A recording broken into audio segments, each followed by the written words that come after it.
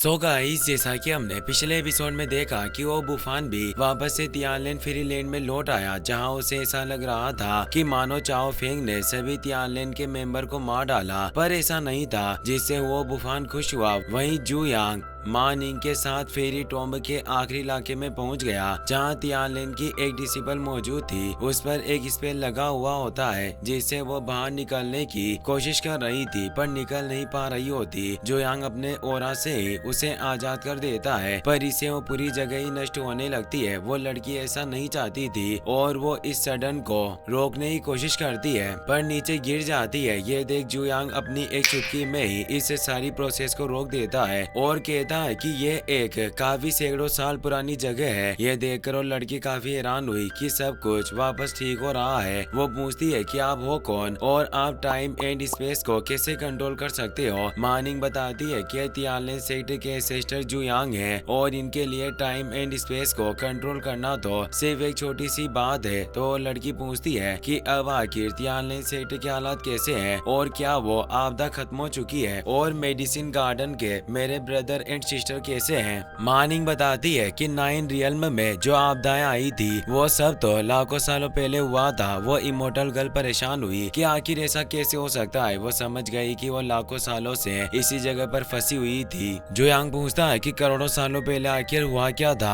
वो बताती है कि मेरा नाम जू लियू है और मैं तियानलेन की एक बाहरी डिसिबल हुआ करती थी। मैं काफी भाग्यशाली थी कि मुझे मास्टर जुए जियानरेन के द्वारा पढ़ाया गया था, जो तियानलेन की स्पिरिचुअल ग्रास को लगाने का काम किया करती थी। लाखों सालों पहले सभी 9 रियल्म में आपदाएं आई। मैं अपने कबीले के साथ इस जगह पर भाग आई, लेकिन जो आपदा आई वो काफी भयानक थी, जिससे इस पूरे 9 रियल्म में से एक जगह भी नहीं बची। जू यांग समझ जाता है कि जू लियू ने इस जगह के लोगों को आपदा से बचाने के लिए अपनी पावर से कवर कर रखा होगा, जिससे वो इस जगह के साथ जुड़ी हुई थी। जू लियू कहती है कि मैंने उम्मीद नहीं की थी कि टाइम एंड स्पेस की पावर का फोर्सफुल इस्तेमाल करने का मेरा तरीका लाखों सालों तक चलेगा। वहाँ उन लोगों की हड्डियां पड़ी हुई थी जो मारे गए और अब वो पूरी जगह हिलने लगती है, क्योंकि जू लियू की बची हुई एनर्जी भी खत्म हो रही थी। वो बताती है कि मेरी बॉडी जल्दी गायब हो जाएगी और उसकी बॉडी एनर्जी के रूप में नष्ट होने लगती है। वो बोलती है कि शायद भगवान की यही इच्छा थी कि मैं इसी जगह पर मरूं। जू यांग कहता है कि तियानलेन के डिसिबल का भाग्य चाहे वो गॉड ही क्यों ना हो, पर वो भी इसे लेने के योग्य नहीं है और वो उसकी एनर्जी को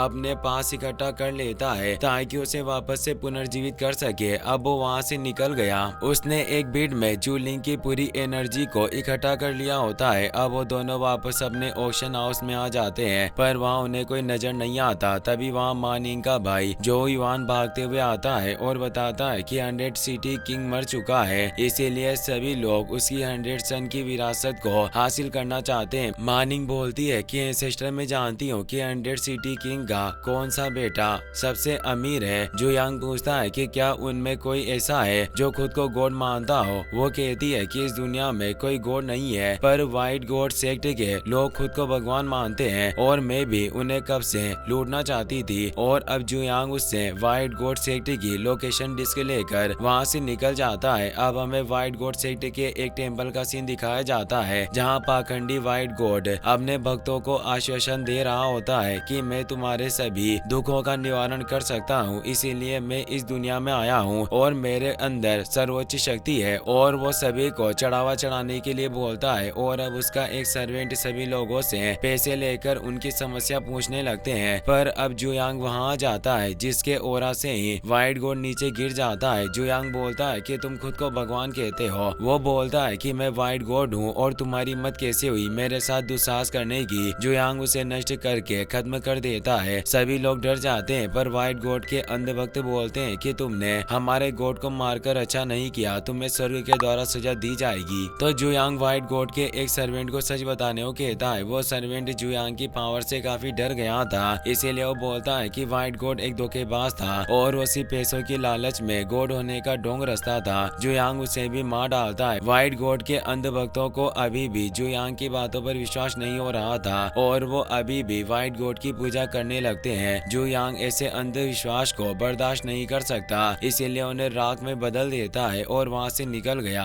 अब जू यांग एक ऐसी जगह की तलाश कर रहा होता है जो जीवन शक्ति से भरपूर हो। वो एक प्राचीन जंगल में आ जाता है जो विटालिटी पावर से भरपूर था और यहाँ वो जू लियू को जिंदा कर सकता था, इसीलिए उस बिट को बाहर निकाल लेता है और इस जगह की विटालिटी पावर को सोखने की प्रोसेस को शुरू कर देता है। तभी हम उस जगह मौजूद 3 लोगों को देखते हैं जो वहाँ से हर्ब को इकट्ठा कर रहे थे। उनमें से एक का नाम क्यू होता है। उन लोगों के हाथों में हर्ब से जहर फैल रहा था, पर उन्हें जबरन ये काम करना पड़ता है। उसका एक साथी आराम कर रहा होता है, इसीलिए क्यू से कहता है कि अगर तुम हर्ब को इकट्ठा नहीं करोगे तो जब गॉड एनोई यहाँ आएगा तो उसके द्वारा तुम्हें दंडित किया जाएगा। विन बोलता है कि वैसे भी हमारे पास काफी कम दिन बचे हैं, इन हर्ब के जहर की वजह से हम मारे जाएंगे। तभी उन्हें जुयांग की वजह से निकली हुई एनर्जी का एहसास होता है, जिससे वो तीनों वहां आ जाते हैं। उन्हें लगता है कि ये वही गॉड एनोई है जिन्होंने उन्हें हर्ब को इकट्ठा करने का काम सौंपा था, इसीलिए वो जुयांग को गॉड एनोई कहकर संबोधित कर रहे होते हैं। पर जुयांग कहता है कि मैं कोई गॉड एनोई नहीं हूँ। तो वो हैरान रह गए कि अगर तुम गॉड नहीं हो तो कौन हो। विन कहता है कि वो गॉड एनोई नहीं हो सकते क्योंकि कभी भी किसी गॉड एनोई के पास इतनी डोमिनेंट पावर वाला स्पेसशिप नहीं होती। जरूर ये गलती से यहाँ आ गए होंगे। वो तीनों अच्छे इंसान थे, इसीलिए जुयांग से कहते हैं कि अगर आप गॉड एनोई नहीं है तो यहाँ से जल्द ही चले जाएं। इस जगह को white God Shane Guan sect ने अपनी जेल बनाई हुई है जहाँ वो अपने अपराधियों को रखता है और यहाँ एक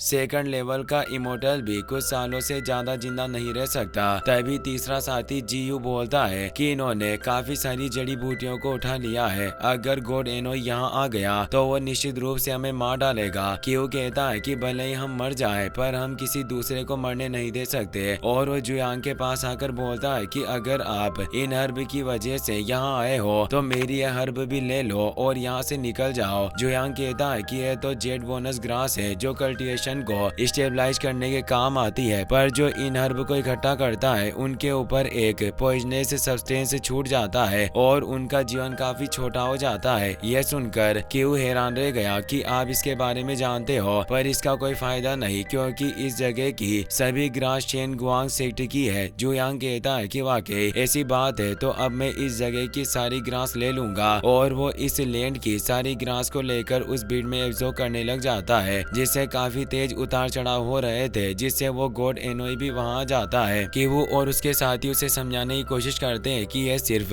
गलती से यहाँ आ गए थे, इसीलिए इन्हें माफ कर दे, पर वो उसे लात मारकर दूर फेंक देता है। वो जुयांग से कहता है कि आपका सोल कॉलिंग और सोल रिप्लेसिंग स्किल काफी कमाल की है, अगर आप मेरे साथ चलने को तैयार हो तो मैं आपको शेंग गुआंग सेक्ट का एक डिवाइन एनोई बना सकता हूँ। पर जुयांग इसमें कोई दिलचस्पी नहीं जताता, जिससे वो काफी गुस्सा होता है और कहता है कि केवल हमारे गॉड ही तुम्हारे सभी दुखों का निवारण कर सकते हैं और वो जुयांग को टच कर लेता है, पर जुयांग अपनी एनर्जी से उसे नष्ट कर देता है। ये देखकर क्यू और उसके साथी हैरान रह गए कि ये एक सेकंड लेवल के इमोर्टल को भी आसानी से नष्ट कर सकते हैं और वो मदद के लिए उन्हें थैंक्स कहता है क्योंकि काफी सालों से उस एनोई ने उन्हें परेशान कर रखा था। जुयांग 3 पिल्स को निकालकर उनकी बॉडी में भेज देता है, जिससे उनकी बॉडी में मौजूद पॉइजन गायब हो जाता है और साथ ही वो 3rd लेवल के इमोर्टल बन चुके थे। इसके लिए वो जुयांग को थैंक्स कहते हैं। वो बोलते हैं कि आपने हमें बचाया है और आपके इस कर्ज को हम चुकाना चाहते हैं, इसीलिए आप जो कहेंगे वो हम करने को तैयार है। जुयांग कहता है कि मैं इस पूरे फेरी लैंड को चाहता हूँ। इसी के साथ ये एपिसोड यहीं पर खत्म हो जाता है।